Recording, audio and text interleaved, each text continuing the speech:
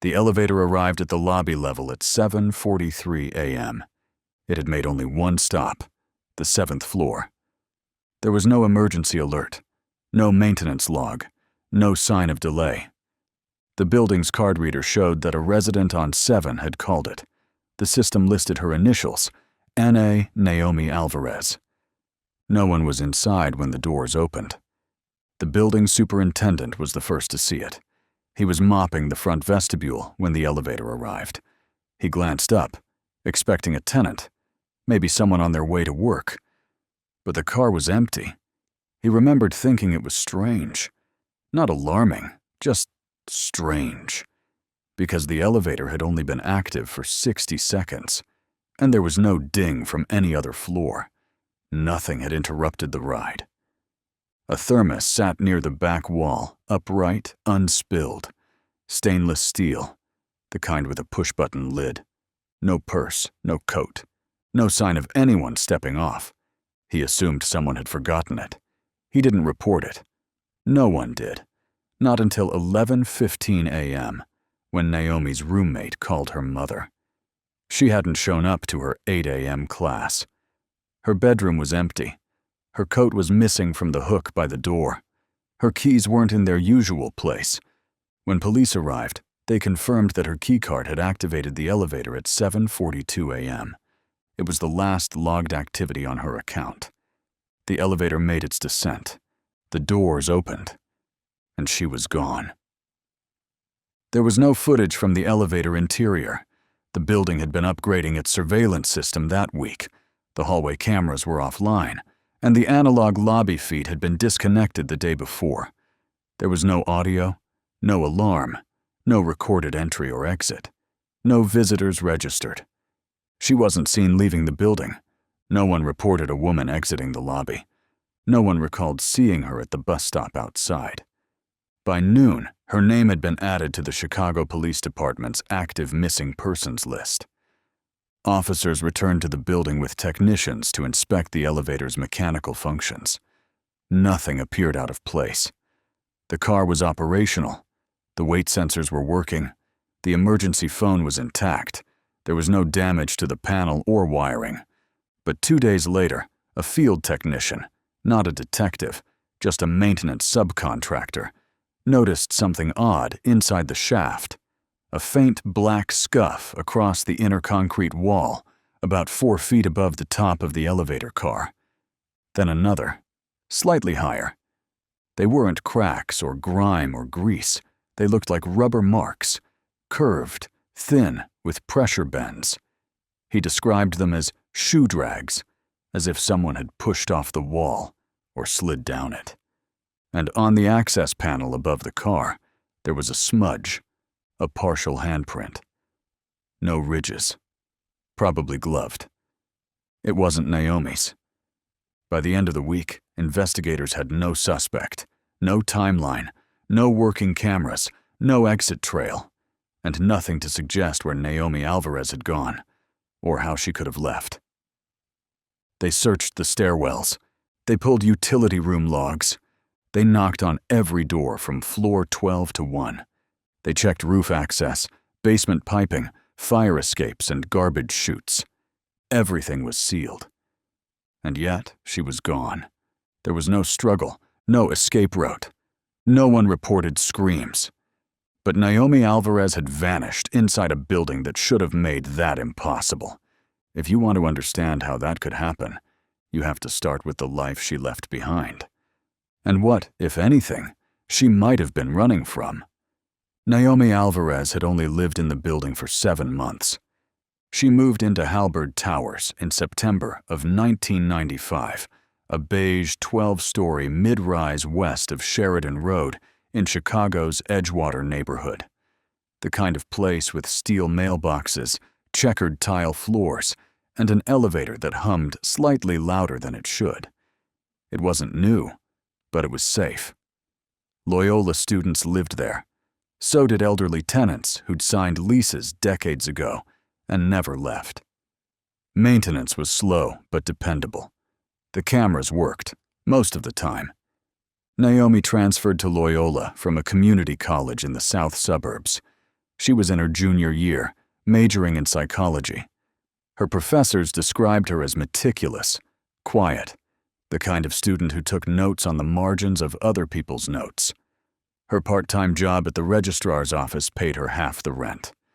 The other half came from federal aid and her mother, who called every Thursday without fail. Naomi always picked up. She was assigned a roommate through the university's off-campus housing program, Sophia Tran, an accounting major. They weren't close, but they shared a schedule. Naomi was clean, punctual, and rarely home after 10 p.m. She made lists. She rewrote them. She kept her books stacked by subject, her pantry alphabetized, her laundry folded with the tags facing in. Sophia said Naomi made her feel messier than she actually was. But something changed after winter break. She started unplugging things, the microwave, the clock radio, the surge protector near her desk. She removed the battery from the living room smoke detector because, she said, the light blinked too often. She stopped using the building's east elevator and walked to the older one on the west end instead. She said it felt slower. She liked the pause between floors. She missed 2 classes in January, her first absences all year. At night, Sophia began hearing footsteps through the shared wall. Not frantic or heavy, just steady movement.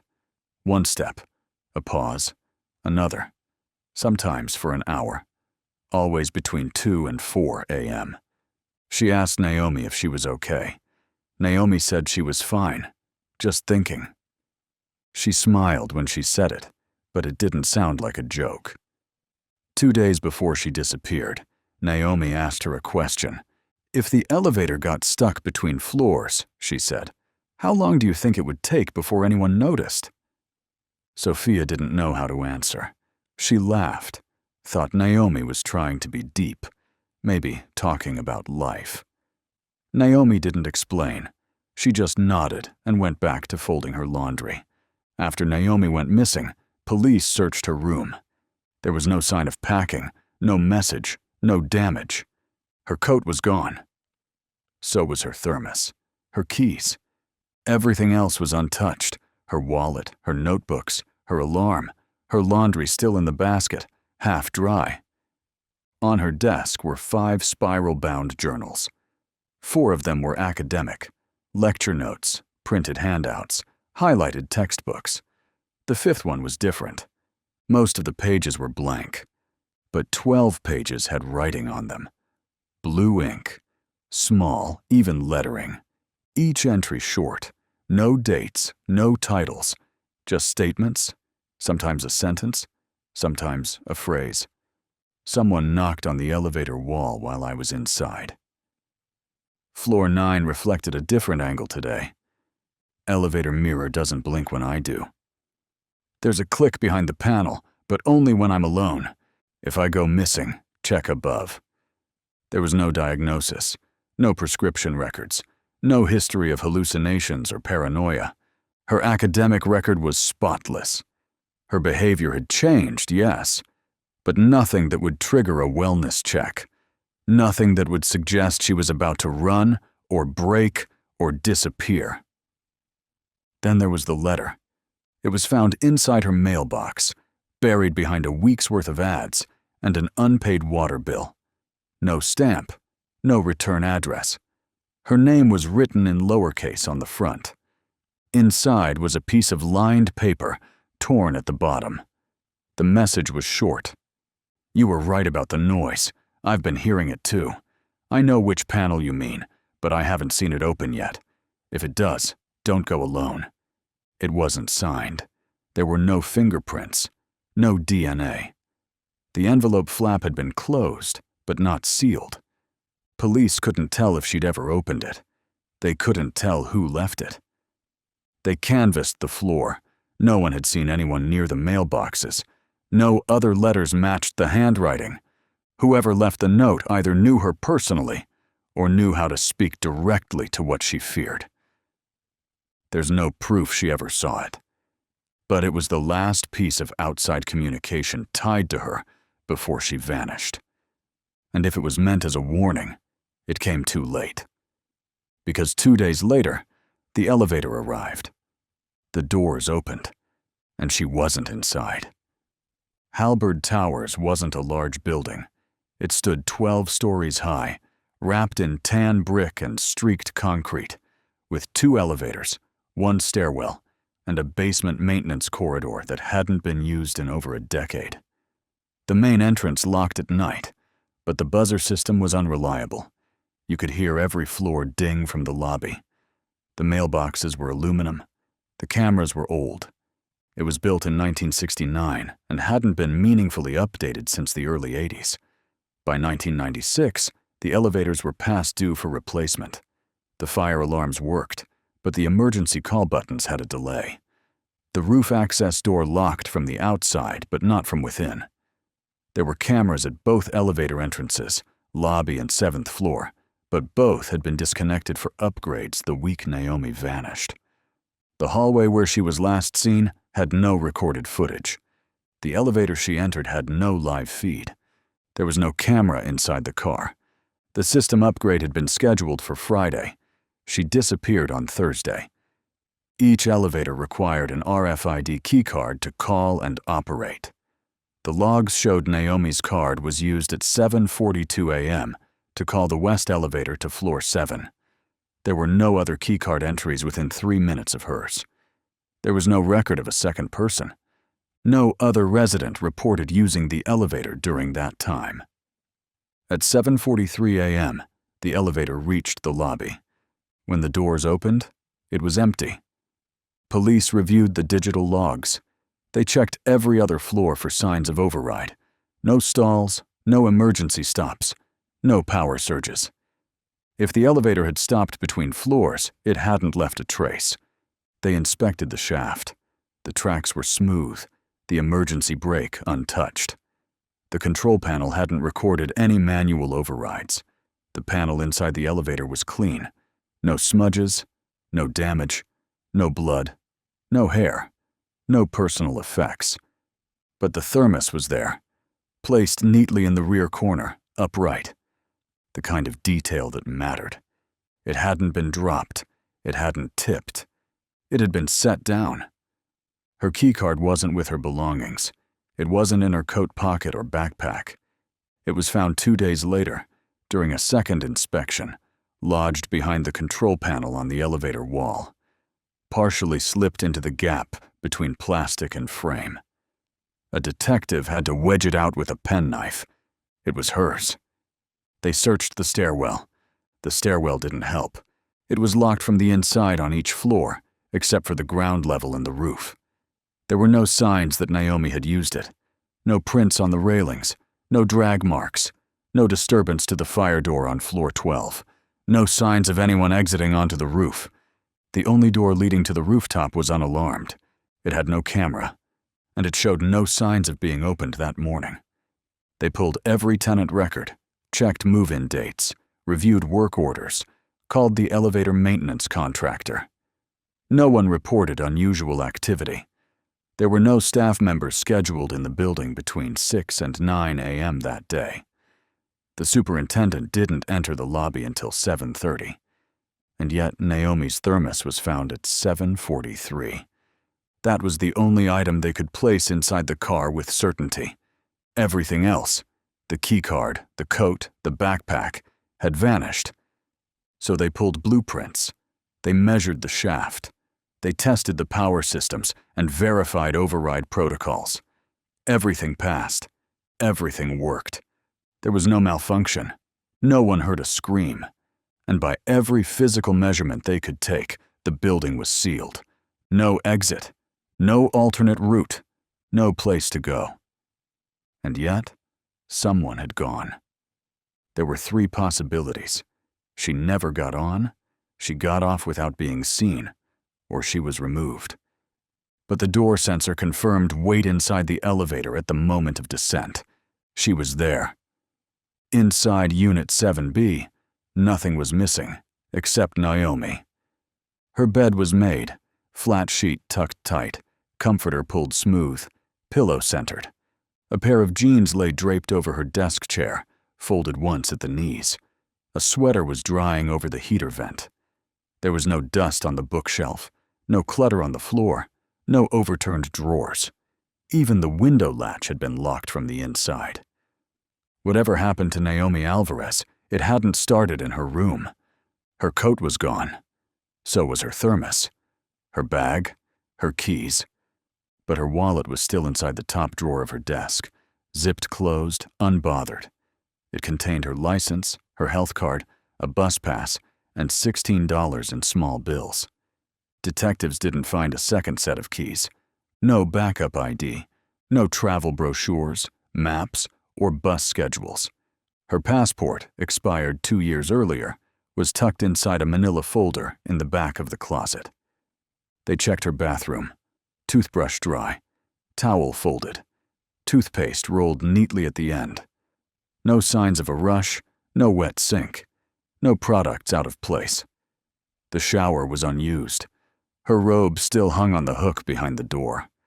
In the trash bin beneath her desk were receipts from the past 3 days, groceries, a bookstore, and a sandwich shop on Granville Avenue. One was time-stamped January 11th, 7:31 p.m., paid in cash. The handwriting on the receipt matched hers. Tuna melt, soda, 1 oatmeal cookie. She hadn't cleaned out her email. She hadn't withdrawn from classes.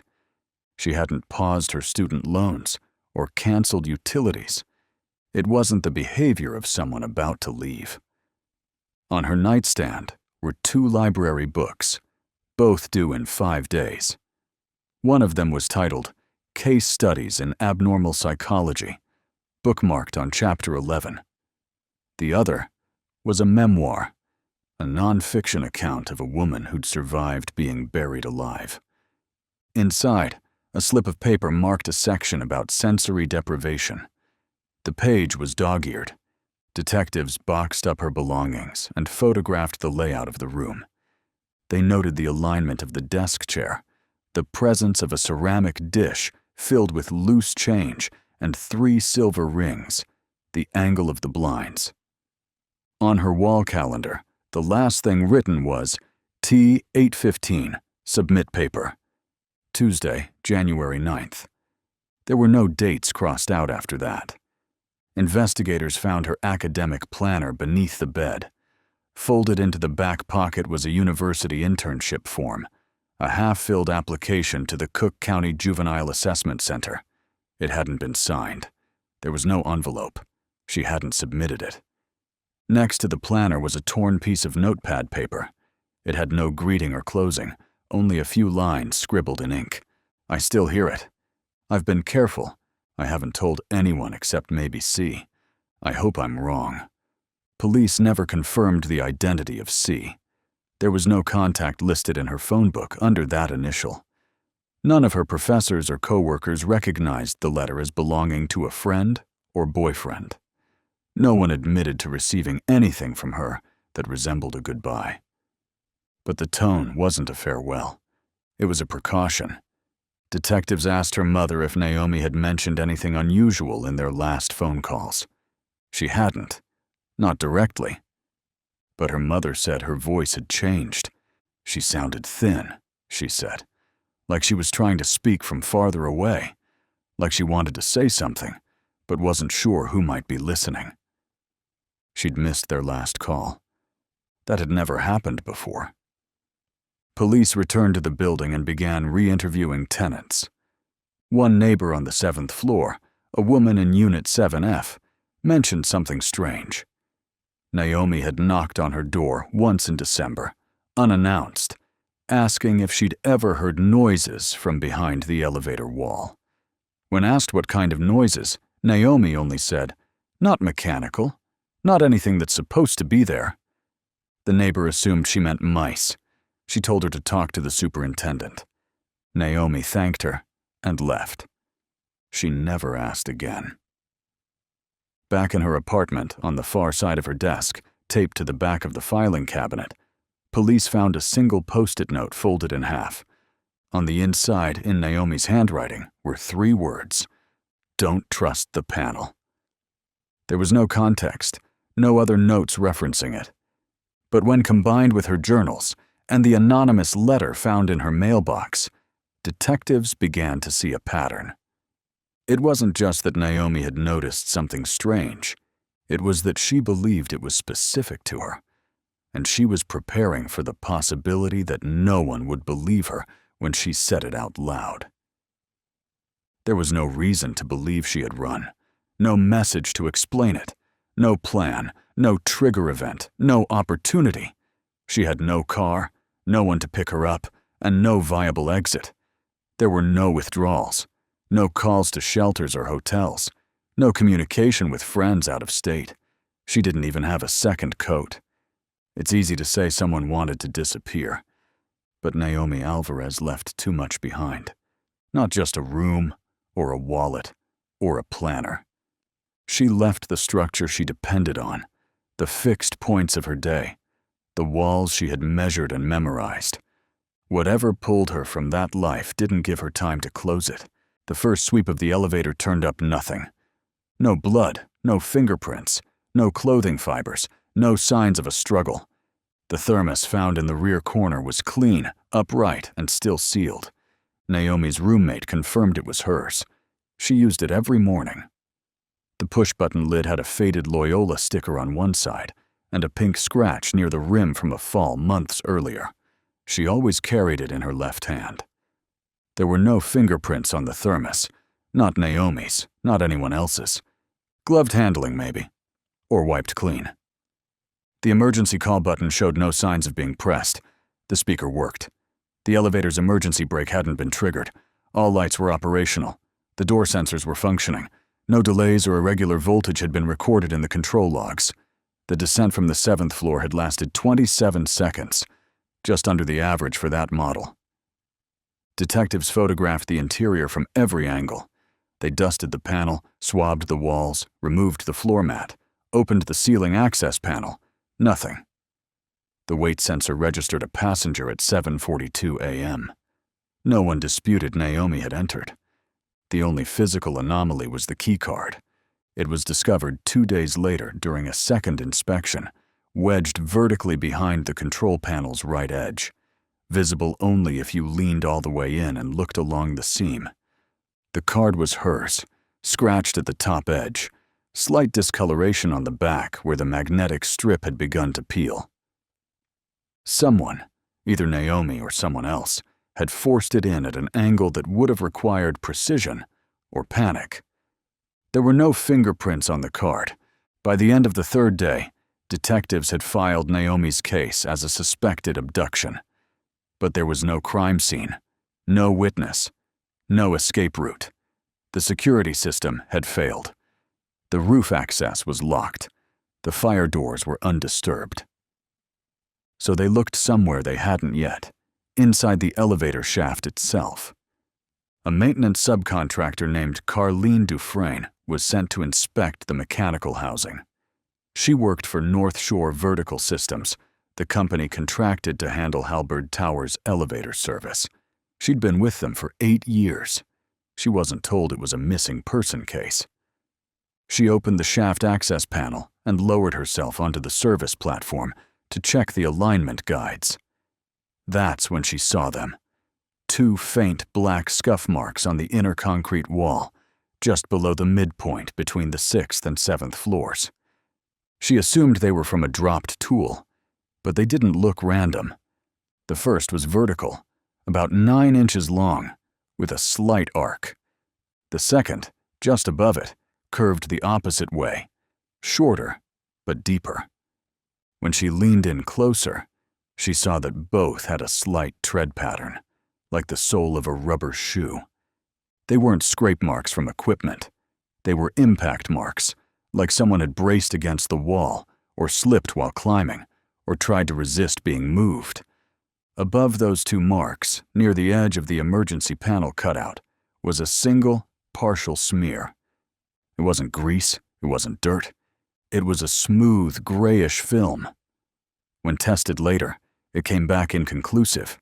No DNA. No viable tissue. No ridge pattern. It looked like the residue left by a gloved hand.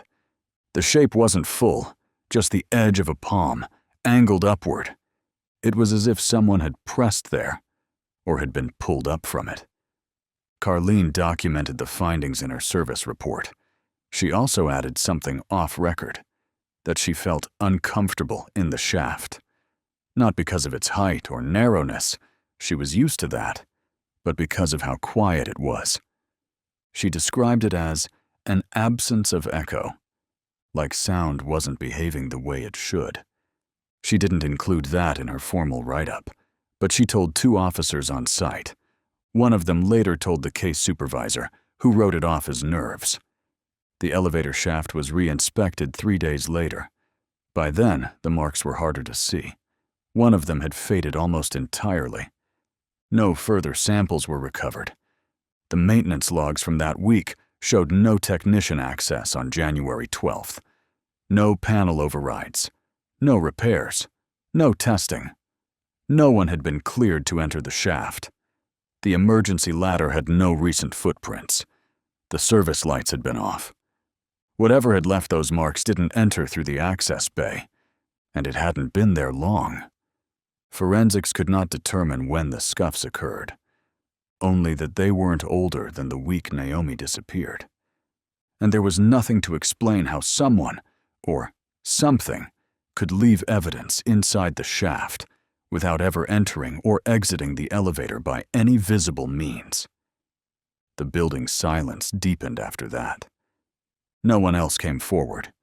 No new evidence was found. The camera system came back online the following week, and whatever had happened to Naomi Alvarez, it didn't happen again. By the end of January, the Naomi Alvarez case had stalled. No new leads, no recovered items, no suspect, and no witnesses. Not from inside the building, not from the street, not from campus. The police circulated her photo, canvassed the neighborhood, checked morgues, scanned transit logs. Nothing.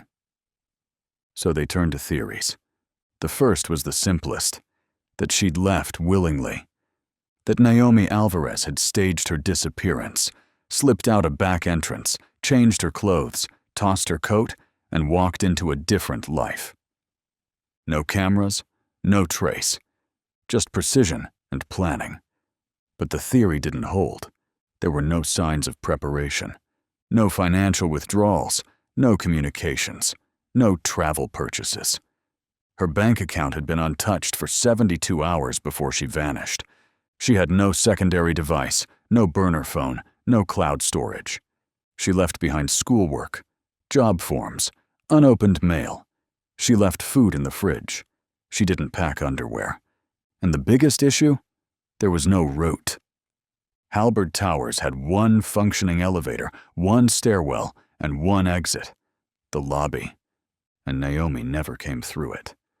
The second theory was psychological, that she'd suffered a break, a fugue state, dissociation, that she had exited the building barefoot or dazed or bleeding and no one noticed. But the timeline didn't work. The weight sensor confirmed someone inside the elevator at 7:42.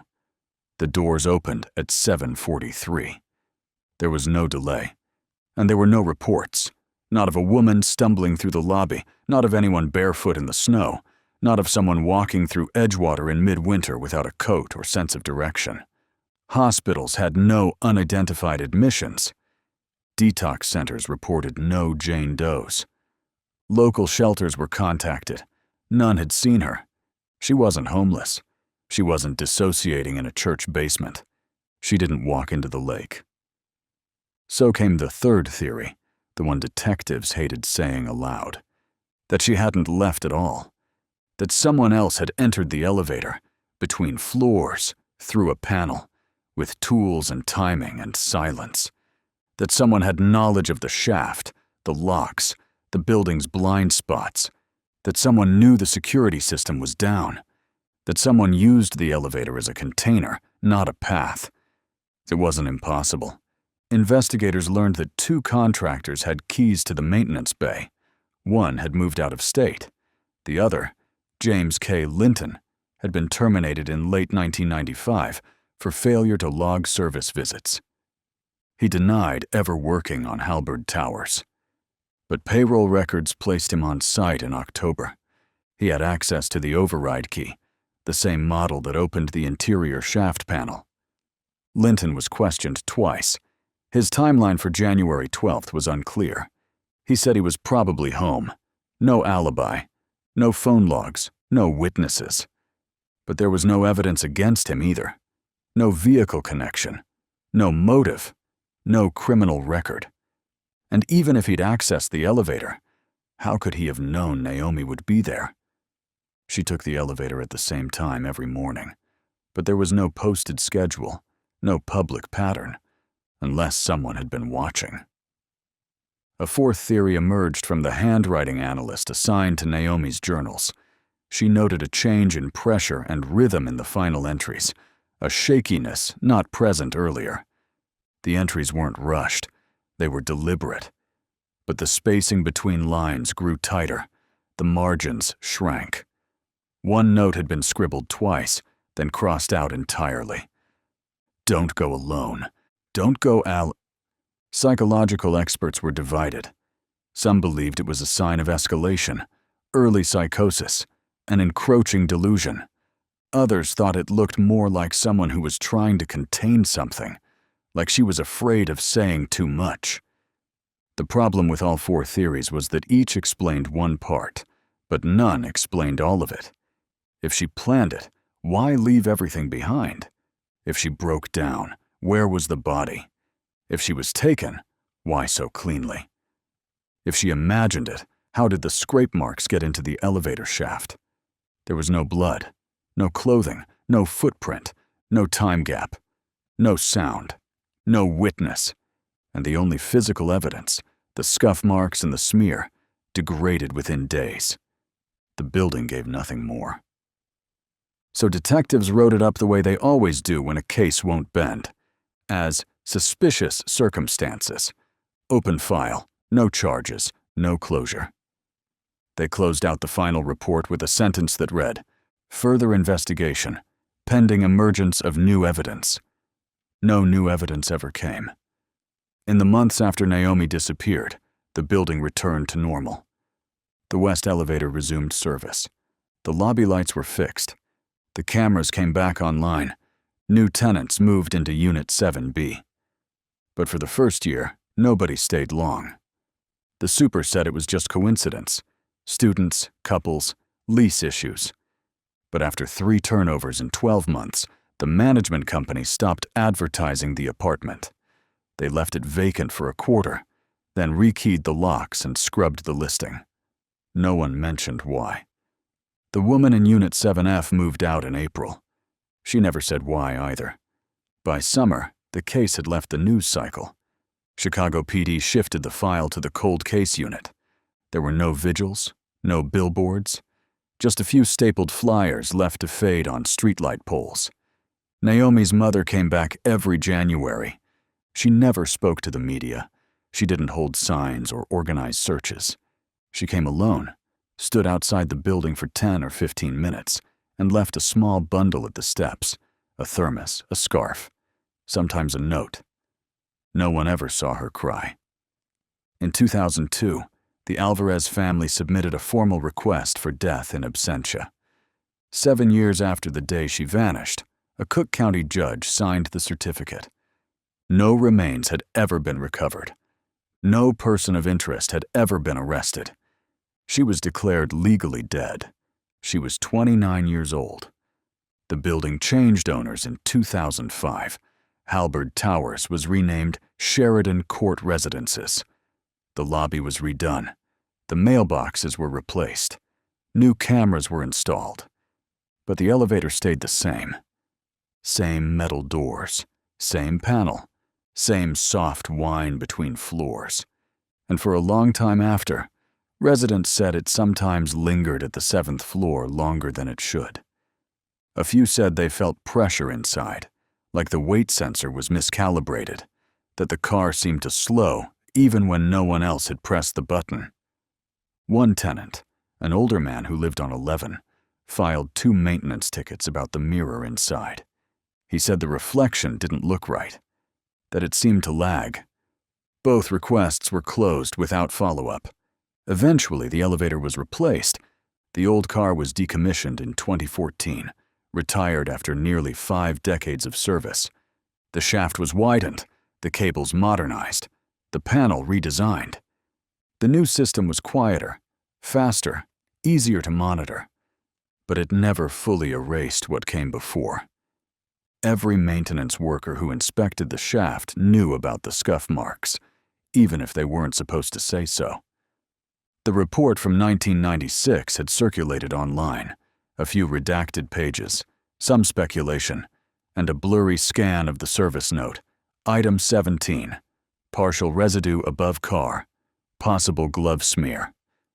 The note became a kind of ghost story in certain forums.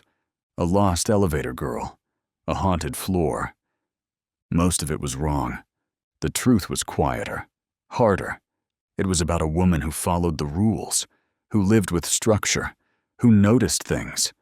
And when she spoke up, softly, indirectly, in taped-over peepholes and journal fragments, no one listened closely enough to understand what she meant.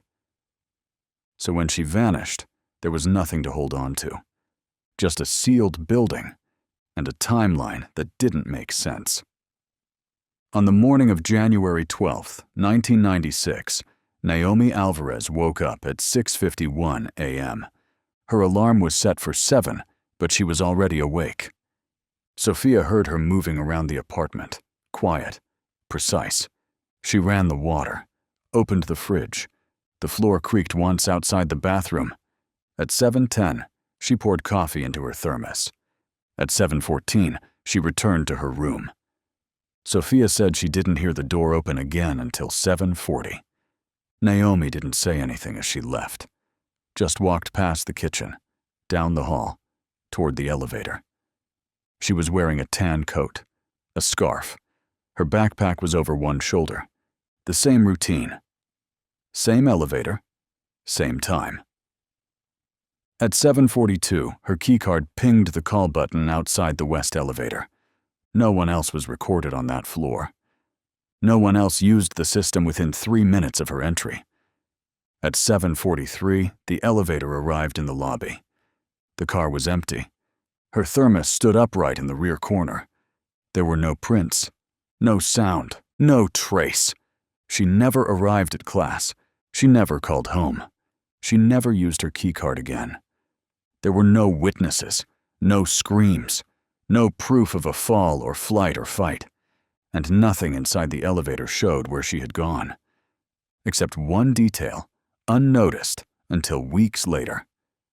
At the very top of the control panel, just above the emergency stop, was a fingerprint-sized smudge, faint, diagonal, left by something dragged sideways across the surface. It wasn't Naomi's, but it pointed upward. No one ever identified the source. The camera system had been offline. The panel logs were empty. There were no signs of manual override. Whatever happened in that elevator lasted less than 30 seconds. And then it was over. No one has seen Naomi Alvarez since. She was 22 years old. She lived in apartment 7B. She had plans for the weekend. And somehow, in a building with 12 floors, 2 elevators, 1 stairwell, and no open exits, she vanished. Without noise, without footage, without time to resist. If it was an accident, there was no cause. If it was a choice, there was no message. And if it was someone else, someone who knew the system, who timed it to the second, who understood how to move without being seen, they've never come forward. So the question still remains, in a sealed elevator with no other passenger and no place to go, how does someone simply disappear?